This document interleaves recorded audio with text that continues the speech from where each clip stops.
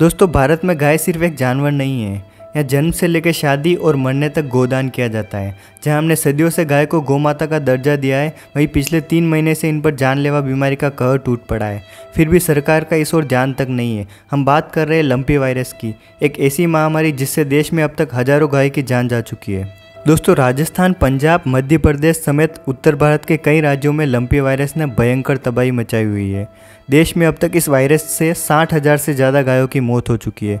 यह वायरस सभी प्रकार की गायों और भैंसों को प्रभावित करता है। इसमें सबसे पहले गाय को बुखार आ जाता है और 1 या 2 दिन बाद गाय की स्किन पर बहुत सारे गोल दाने उभर आते हैं और गाय के सारे शरीर पर सूजन आ जाती है। यह बीमारी दूध देने वाली गायों में सबसे जल्दी फैलती है, क्योंकि दूध देने वाली गायों की इम्यूनिटी थोड़ी कम होती है। वही लंपी वायरस की बात करें तो यह बीमारी हवा से नहीं फैलती है, ना ही छींकने से फैलती है। यह वायरस गाय के खून चूसने वाले कीड़े और मक्खियों मच्छरों से फैलती है। यह बीमारी बारिश के दिनों में महामारी का रूप ले लेती है, क्योंकि बारिश के मौसम में हवा में नमी के कारण मक्खी मच्छर उत्पन्न होते हैं और इस बीमारी को अधिक फैलाते हैं। वही आज लोग कोरोना और ब्लैक फंगस को लेकर पहले ही खौफ में हैं।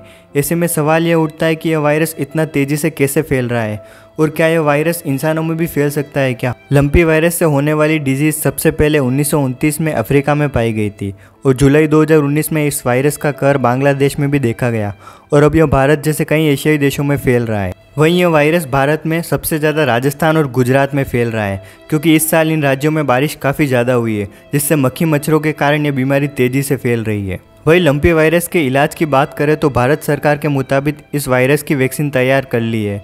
भारत सरकार के मुताबिक ICAR के 2 संस्थानों ने लंपी वायरस की वैक्सीन तैयार कर ली है, लेकिन इसके लॉन्चिंग में अभी वक्त लगेगा। फिलहाल लंपी वायरस से गाय को बचाने के लिए गोट पॉक्स की वैक्सीन इस्तेमाल की जा रही है, लेकिन अभी भी बीमारी पर काबू नहीं पाया जा सका है। ऐसे में सवाल ये उठता है कि क्या संक्रमित गाय के दूध पीने से इंसानों को भी कोई खतरा हो सकता है? इस सवाल के जवाब पर एक्सपर्ट का कहना है कि अगर दूध को उबाल कर पिया जाए तो इंसानों को वायरस का कोई खतरा नहीं है, क्योंकि दूध को उबालने से उसमें मौजूद सारे बैक्टीरिया खत्म हो जाते हैं। हालांकि कुछ राज्यों में इस तरह की अफवाहें फैल रही है कि पशुओं से ये बीमारी इंसानों में फैल रही है, लेकिन आपको बता दें कि सरकार की तरफ से अब तक ऐसी कोई बातें सामने नहीं आई है। यह खाली एक सुनी सुनाई अफवाह है। इंसानों में अब तक इसका कोई भी मामला नहीं दिखा है। वहीं इस वायरस से बचने के लिए कई और उपाय भी किए जा रहे हैं। जैसे कोरोना से बचने के लिए इंसानों को होम आइसोलेशन में रखा जा रहा था, ठीक उसी तरह इस वायरस से गाय को बचाने के लिए संक्रमित गायों को अलग रखा जा रहा है और उनकी टेस्टिंग भी की जा रही है।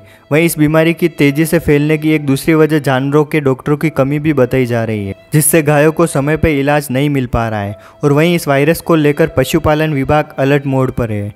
इस वायरस की वजह से भारत के 1 करोड़ किसान व डेयरी उद्योग खतरे में है। वही बात करें तो भारत दुनिया में सबसे बड़ा दूध उत्पादक वाला देश है। 2020 से लेकर 2021 तक भारत ने 209.96 मिलियन टन दूध का उत्पादन किया है, जो कि दुनिया में सबसे ज़्यादा है। लेकिन लंपी वायरस की वजह से 12 से 20% दूध के उत्पादन में कमी आई है। लेकिन बीमारी से ठीक होने के बाद भी गाय के दूध के उत्पादन में 50% से अधिक कमी आई है और इसकी वजह से देश के किसानों की आमदनी पर भी बुरा असर पड़ेगा।